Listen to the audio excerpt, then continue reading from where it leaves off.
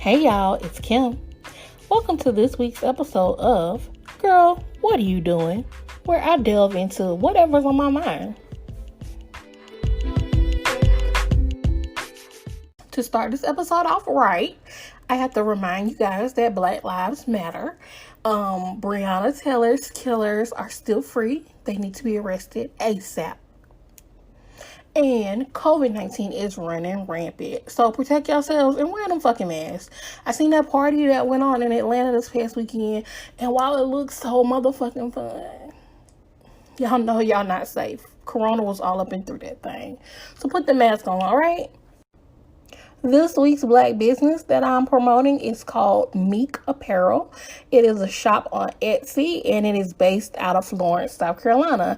It's basically a screen printing business and they have a whole bunch of dope ass shirts that you can get from them. I got an Essential Father's Day shirt and my sister has gotten a dope ass Black Dad shirt, as well as I got a Juneteenth shirt that says free-ish because you know we ain't all the way free yet. So everybody go on Etsy.com and type in Meek Apparel and make sure you support the people over there. Alright, in this week's advice nobody asked for, I'm going to read a advice letter that was sent in to littlevillagemag.com, and it goes as follows. I find myself a little lost during this COVID-19 time. Not only is college closed for the rest of the semester and all classes are moving online, I'm one of the lucky people who get to work from home, and that's cool. However, amongst this uncertainty, I came home early last week to find my partner acting a little strange. After a few minutes of chatting that normally leads to what's for dinner or what we're about to watch on Netflix for the night, he got real quiet. He began to tell me that he was making some changes in his life that I knew were coming, so I nodded. He continued to say that those changes didn't involve me in his life, and I nodded. It took a lifetime for that to sink in for me. All I could think as he was saying that was, we have come this far, and we will go no further. I have to say the rest was inaudible. All I could keep thinking was, no, don't. I mean, you just bought me a fan because you know I can't sleep without a fan on me in the bedroom. I don't care to openly air out his personal demons to a public platform. But, girl, you shouldn't have said that because, I mean, at this point, you should have aired them out. Anyways, back to the letter. He is a wonderful, funny man. He's handsome. He loves me better than anyone else has. He makes me coffee every morning. He puts the covers on my feet when I'm cold on the couch. I know that his reasons for ending our journey now is not to hurt me. It's more so to protect me. But I ain't feeling it. I don't want to be alone right now. So how do I heal from this? How do I face every day knowing that the love of my life no longer wants to be with me? That I have to go back to my hometown. And there will no longer be days where we walk our dog in the park or make little cute dinners where we laugh and kiki. How do I cope during this crazy time of uncertainty? I don't usually go shopping or go on a girls' night out. And I can't hug my mom. So I don't have any comfort anywhere. Please help. Heartbroken in the time of COVID-19. So, heartbroken, this is what I want to tell you, sis. The best way to get over a breakup is to make money. And right now, with you being home, it's so many other ways you can make money. It's so many ways you can come up, start a business, start a podcast, start a blog, start talking about his ass. Stop trying to protect somebody that hurt you. I don't care what they got going on. At the end of the day, he left you for dead. Men have this funny way of feeling like when they have life things going on that they need to do it by themselves. And if they don't do it alone, then it's not a valid accomplishments.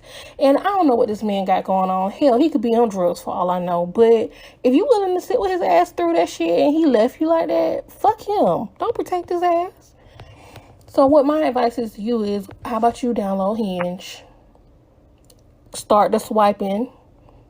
Start to talking to some new people. They will give you the comfort you need, because all them people on them dating apps, they want some ass. So they'll be like, oh no, poor thing. And you'll get some comfort during this time. You might even get a hug. You might get a little bit more, sis. But, so go ahead on and do that. And I think you'll get over this breakup in no time. Plus, COVID-19 has given us all the opportunity to kind of reflect on ourselves and see our flaws and fix some of the things within ourselves, because you got a lot of personal time.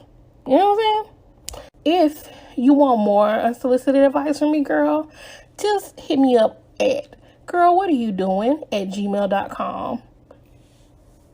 I know, you ain't asked me.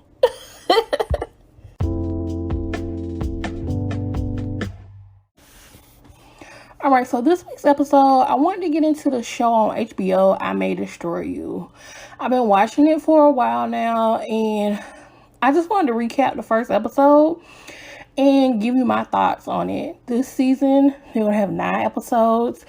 And so, I was going to talk about this one. I was going to do one episode at a time and kind of recap them all, but I'm falling behind, y'all. I think they're like 6 episodes in.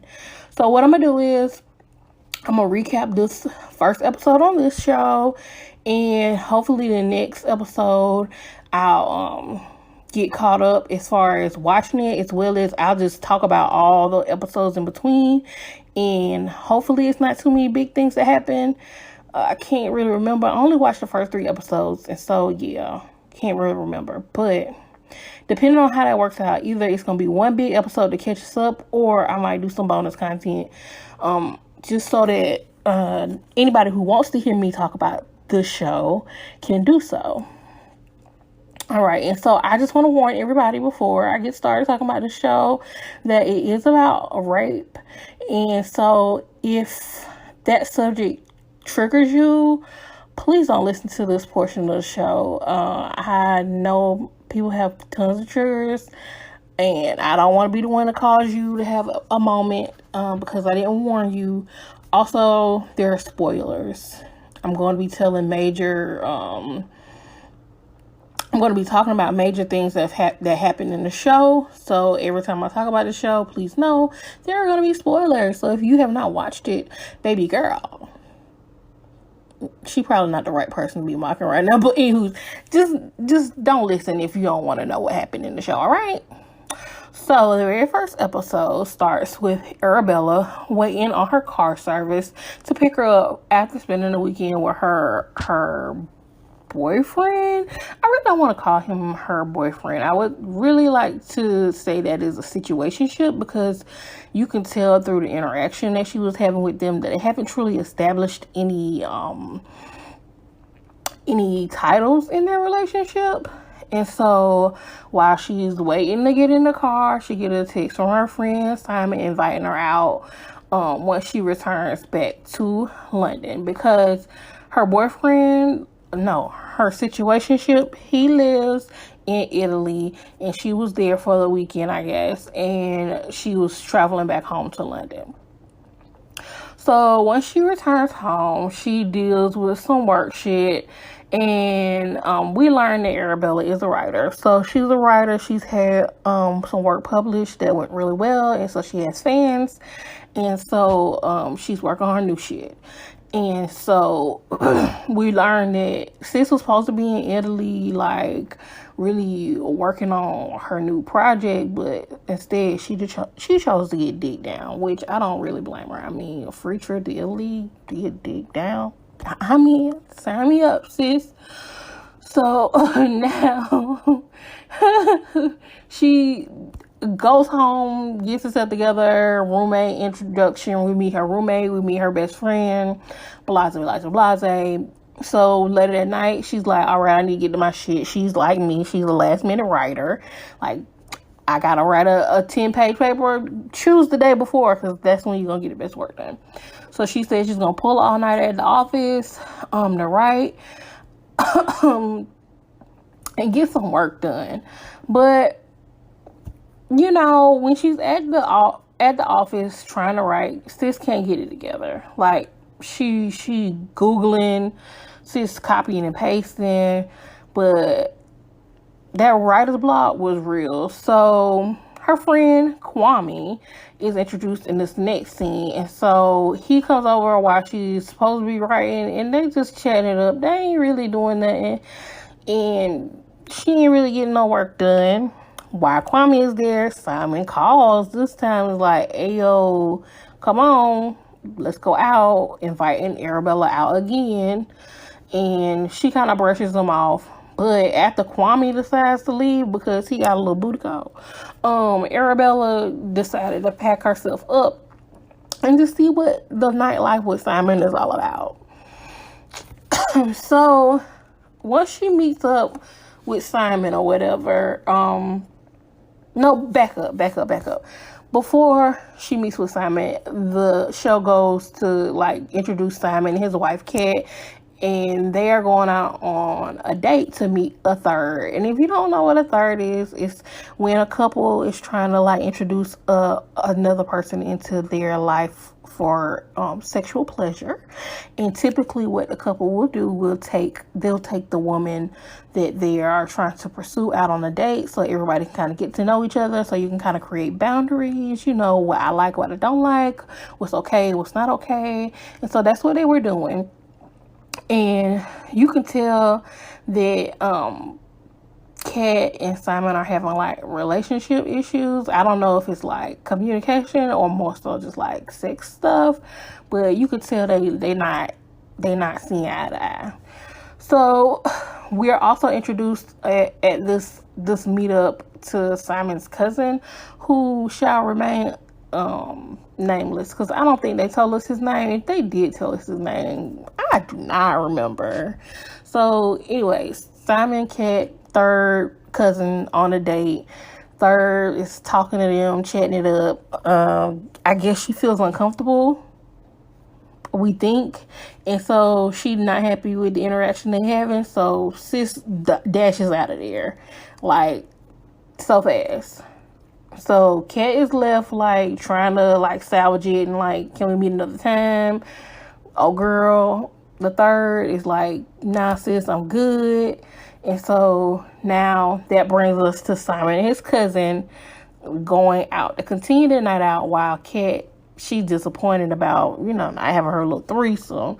So sis go back home and leave the boys to go out. Now, this is when Simon, the cousin, and Arabella meet up, and Arabella do drugs. We saw Arabella sniff like a little coke. And I'm like, all right, sis, I guess. Do them white people drugs, sis. Whatever float your boat. And after they do that, they go and do karaoke.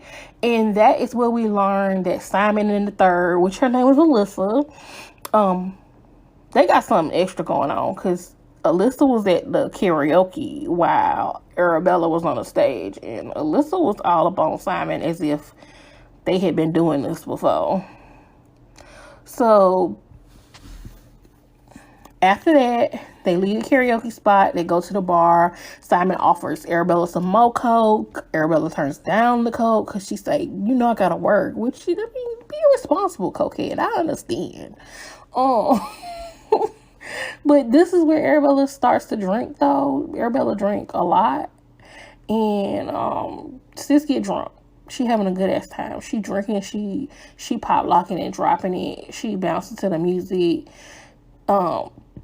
Next thing you know, the episode kind of goes to Arabella stumbling all over the bar, and her friends are nowhere in sight. Like, all the scenes with them dancing on the floor, everybody's all together. But all the scenes with Arabella stumbling around the club, none of her friends will be found. Like, you don't see nobody she know. Everybody looking at her confused. Where'd your friends go, girl? So all of a sudden, she stumbles out the door of the bar, and the next scene cuts directly back to her working in the office. typing her fucking heart out, mind you, because Arabella, remember, damn it, I might not have said this, but Arabella, earlier when she got back home, she had told her boss, you know what I'm saying, like, hey, dog, I'm gonna have this ready for you in the morning so you can read it, so we can go over it. He was like, cool, you know what I'm saying? And so the morning coming up, because you've been out drinking and partying and sniffing coke all night, and so now you back in the office trying to type your heart away before this deadline for your boss to show up in there and asking you what the fuck is going on. But what we notice in this scene is, like, she's got a gash on her head. And I'm like, okay, so where that happening? But you remember, we missed the whole segment of how she even got back to the office. So we don't know. Arabella don't know. She writing her little heart out. The gash is bleeding. She take a shower at the office, because damn, I wish my office had a shower so I could, like, you know, come from a long night of partying and go in the motherfucker and take a bath and be like, hey, I'm at work. Anywho, her bosses read that, what she wrote. They seem a little confused, but they notice the gash on her head, and so they like, hey, you might want to go home and like just rest a little bit. And you can tell she's still somehow like drunk and high because of her responses to everything. She don't even know what she wrote, y'all. Like, when they asked her, like, did you mean to put this here, or did you mean, like, this doesn't sound like it's all together, pretty much is what they were telling her about her writing. She was like, hold on, give me a second. I had to run to the bathroom. You know what I'm saying? Like, sis didn't know. She was still high. She was still drunk. Sis was coming down. And so she had to figure her way home, because they was like, you need to go lay down. Like, whatever you want, it's not working, and it's not conducive to your writing, so go home. Sis, go home. Well, she needs help going home, because remember, I just said she's still a little drunk, a little high. So just so happens, when she walks out the office, a fan of hers, you know, runs into her as she's in this delusional, confused ass state of where to fucking go, how can I get home? And the fan, you know, asks to take a picture with her, blase. And she kind of asks the fan to kind of help her out, and that's how she get in a taxi and get delivered back to her home. So when she gets back to her house, this is when we're first introduced to the idea that she potentially got raped while she was out that night, because when she touches her room door, she gets like a flashback of guys thrusting behind her. She's not in the images, but there's guys. And so now that confuses Arabella, and she doesn't know where those flashes come from, because remember, she don't recall. All she remembers is going to karaoke, going to the bar, drinking, having a good time, and then she back at work. She blacked out.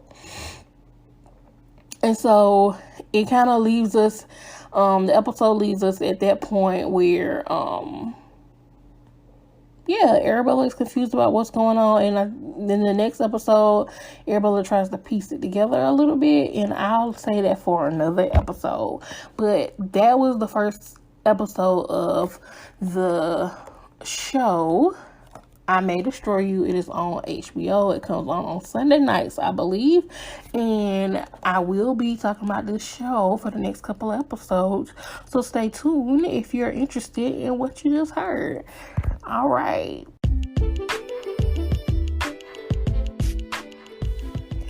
That wraps this week's episode of Girl, What Are You Doing podcast. Don't forget to subscribe and leave a comment on whatever platform you're listening on. You can also follow me at Kimberly1986 on IG and Twitter. And you can follow the podcast at Created with Kim. And don't forget to email your questions, comments, or advice requests to girlwhatareyoudOing@gmail.com. Bye.